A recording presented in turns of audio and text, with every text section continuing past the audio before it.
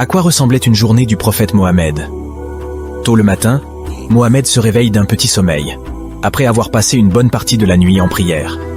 Il se lève et prie 2 rakats chez lui avant de partir à la mosquée. Il entre dans la mosquée pour diriger la prière, suivi des gens qui se rassemblent derrière lui. Lorsqu'il finit la prière, il discute avec les gens et rend visite à ses épouses et sa famille. Il mène des assemblées devant les compagnons afin d'enseigner son savoir et de répondre aux questions. L'après-midi, le prophète Mohammed se réveille de sa sieste et prie 4 rakats chez lui. À ce moment-là, ses petits-enfants viennent le trouver. Ainsi, il les emmène avec lui prier Salat al-Dor à la mosquée. Ensuite, il retrouve ses compagnons et règle des problèmes, s'il y a des conflits entre les clans par exemple. C'est souvent à ce moment-là qu'on lui apporte des sujets, où il endosse sa fonction de juge.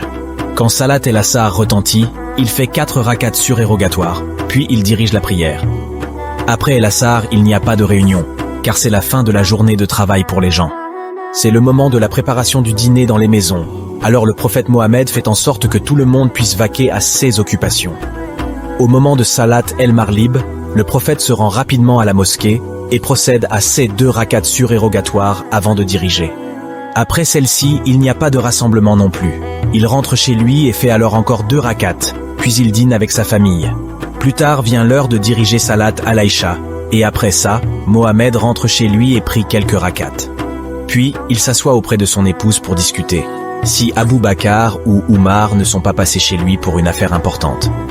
Enfin, il se prépare à dormir, juste après une conversation de nuit, qu'il partage avec son épouse, avec amour et joie. Merci d'avoir regardé. Abonne-toi pour plus d'histoires.